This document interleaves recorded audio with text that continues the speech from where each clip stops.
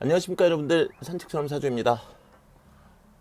이 구도가요, 저희 상담실에서 창문 열고 찍는 구도입니다.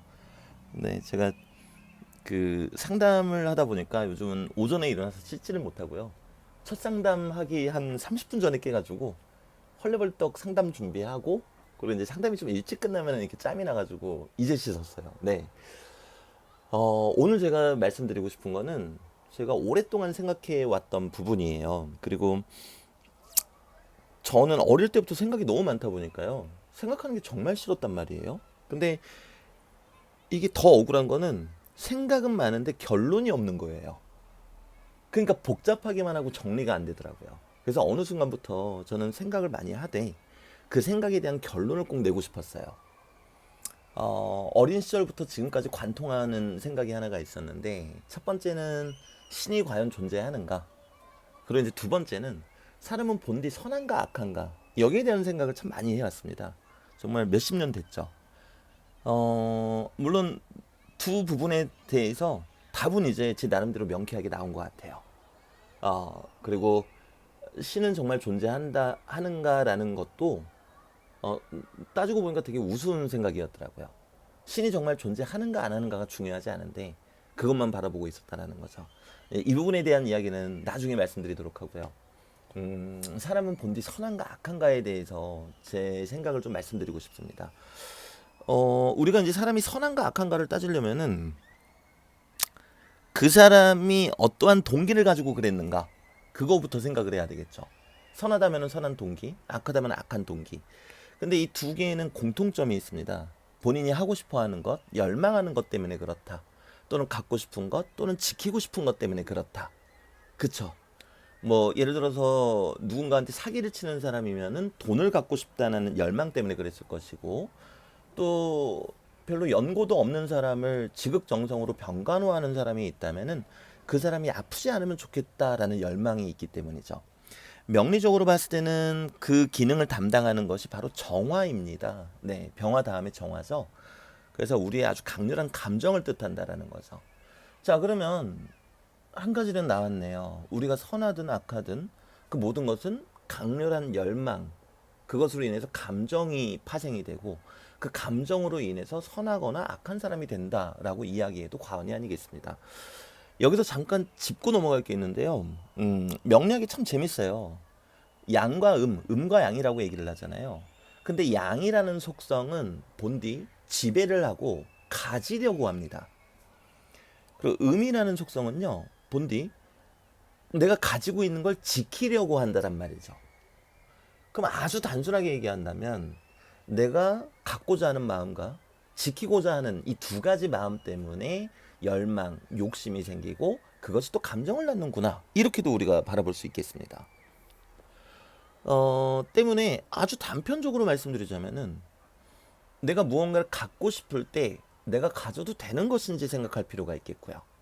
내가 무언가를 지키고 싶을 때 이제는 놔줄 때가 아닌가, 지키고 있는 게 맞는가, 이 두 가지만 우리가 잘해도 사실 우리 인생은 그렇게 고통스럽지 않을 것이다 라는 결론에 도달할 수 있습니다.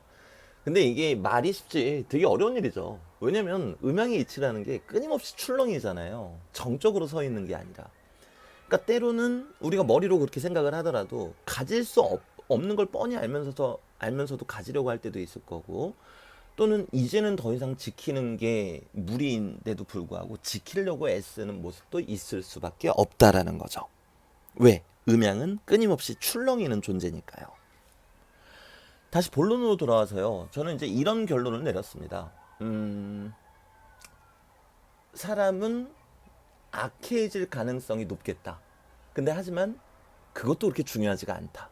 왜냐면 그 정화, 감정이라는 게 만들어지게 되면요, 그냥 자연의 이치는 되게 냉담한 것 같아요. 이 사람이 착하다 못하다 이거보다도 그냥 어떤 마음이 강렬하다, 거기에만 초점을 둔다라는 거죠. 그게 선한 의식의 발로이든 악한 의식의 발로이든지 간에 어떤 강렬한 마음을 갖고 있으면은 그걸로 인해서 감정이 파생되고, 그 감정으로 인해서 누군가는 다치고 괴로워하지만 누군가는 또 행복해 할 수 있다라는 겁니다. 그러면 결국에는 이게 우리가 선하다고 생각을 해도 내가 한 행동이 다른 누군가한테는 피해를 줄 수 있는 거고요. 또는 내가 악한 사람이라 할지라도 내 식구들 그 안에서는 또 선할 수도 있다라는 거죠. 근데 그 모든 것들이 결국에는 강렬한 감정, 그리고 강렬한 열망 때문에 생긴다는 걸 알 수 있습니다. 그럼 여기까지 우리가 생각이 미친다면요. 음, 그 강렬한 열망에 대한 경계심을 가질 필요는 있겠다라는 생각이 듭니다. 무슨 이야기인가 하면요. 내가 어떤 하나의 감정이 크게 올라올 때 그 감정을 조금은 경계할 필요가 있겠다라는 거죠.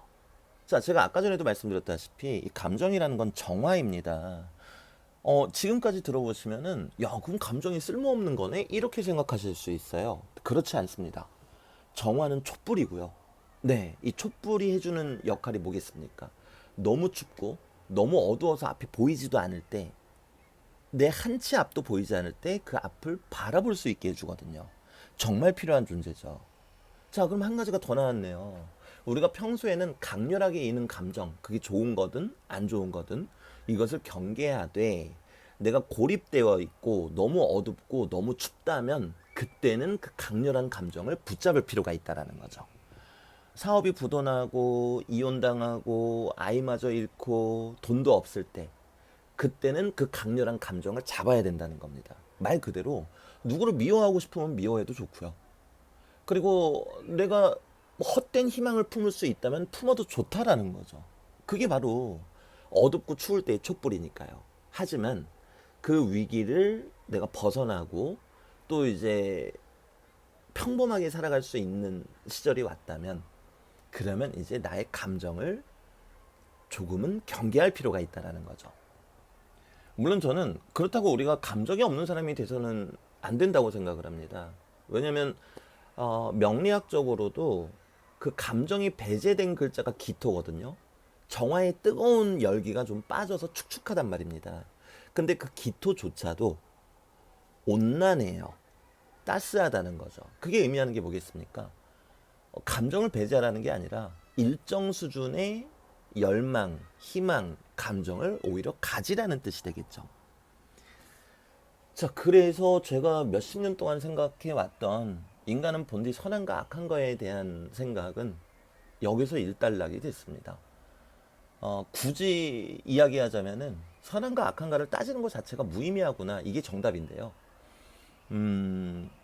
그래도 조금 더 답을 내려고 한다면 인간은 악해질 가능성이 높구나. 선한 사람조차도 내가 의식하지도 모른 채 악해질 수도 있겠구나. 왜? 감정이라는 게 존재하기 때문에. 그러면서 또 세상은 돌아갈 수밖에 없구나. 이 생각을 하게 됐습니다. 한편으로는 좀 허무합니다. 저는 한 5살, 6살 때부터 그 두 가지를 오랫동안 생각해 왔거든요. 근데 시간이 지나고 보니까 인간이 선한가 악한가 거기에 대해서 답을 내려 했던 제가, 그 열망이 오히려 답을 못 내게 했었구나.